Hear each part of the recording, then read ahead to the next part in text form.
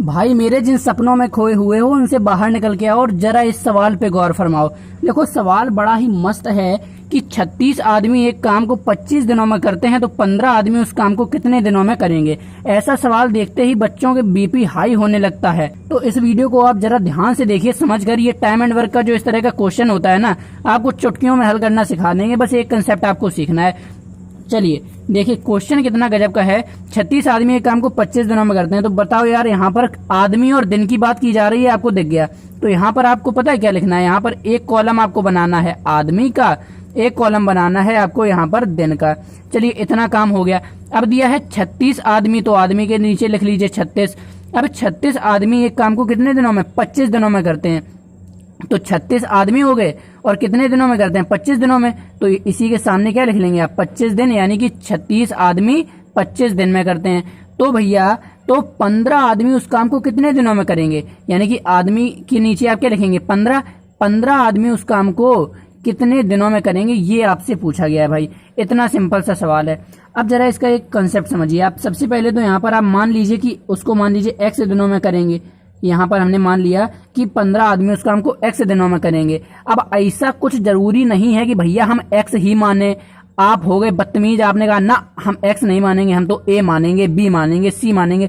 तो यार a to z में से कुछ भी मान लो। मैंने मान लिया यहाँ पर x, आप a मान लो, क्या जा रहा है, ठीक है, उससे कोई मतलब नहीं है। आप जो भी यहाँ पर मान सकते हैं। तो 36 आदमी 25 दिनों में करते हैं, तो 15 आदमी x दिनों में करते हैं, ठीक है। अब इसके बाद आप जरा यहाँ पर एक कंसेप्ट समझिए। जब इस तरह का सवाल आता है जिसमें एक राशि के बढ़ने पर दूसरी राशि घटे या एक राशि के घटने पर दूसरी राशि बढ़े, यानी कि दो राशियां हैं यहाँ पर, एक आदमी एक दिन, यानी कि दो ही तो राशि हैं, मतलब दो तरह की चीजें हैं, एक आदमी एक दिन। तो यहाँ पर देखिए अगर आदमी कम होंगे, एक बात बताइए, 36 आदमी किसी काम को 25 दिन में कर रहे हैं, है ना। तो जो 15 आदमी हैं तो आदमियों की संख्या घट गई, यानी कि आदमी घट गए, तो 15 आदमी उस काम को कितने दिनों में करेंगे। बस आप एक बात बता दीजिए, अपने दिल पे रखे कि भैया दिल पे हाथ रख के एक बात बता दीजिए कि अगर आदमी कम हो गए तो दिन अब इससे ज्यादा लगेंगे या नहीं।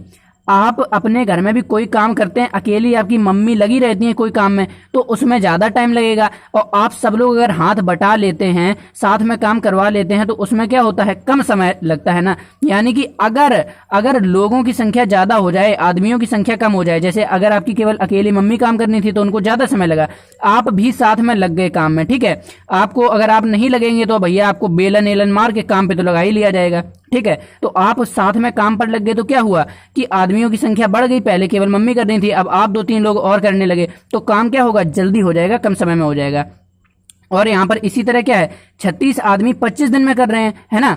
तो 15 आदमी, यानी कि अब लोग कम हो गए, यानी कि यहाँ जो x की वैल्यू आएगी, यानी कि जो दिन आएंगे वो 25 से तो ज्यादा ही होंगे। क्यों, क्योंकि x आदमी कम हो गए तो दिन बढ़ेंगे। तो जब इस तरह का सवाल आ जाए, अब आपको क्या करना है कि एक साइड का ये 36 और बटे में 15 इस तरह आपको लिख लेना है। इसके बाद आपको बराबर लगाना है, ठीक है। जब इस तरह का सवाल आ जाए जो एक दूसरे का क्या हो, व्युत्क्रम हो, एक दूसरे का क्या हो, व्युत्क्रम, यानी उल्टा हो, यानी इसके घटने पर क्या हो रहा है, ये वाला बढ़ रहा है, इसके घटने पर क्या होगा, ये बढ़ रहा है। क्योंकि आदमी की संख्या घटेगी तो दिन की संख्या बढ़ेगी। तो एक के घटने पर दूसरा बढ़े या एक के घटने पर दूसरा बढ़े, यानी कि एक दूसरे के व्युत्क्रम हो, इस तरह का सवाल। आई होप आपको ये समझ में आ गया होगा, मैं इतनी देर से आपको समझा रहा हूँ क्या कहने का मतलब है। तो जब इस तरह का सवाल आएगा तो इधर वाले को तो आपको वैसा ही लिख लेना है भैया, 36/15।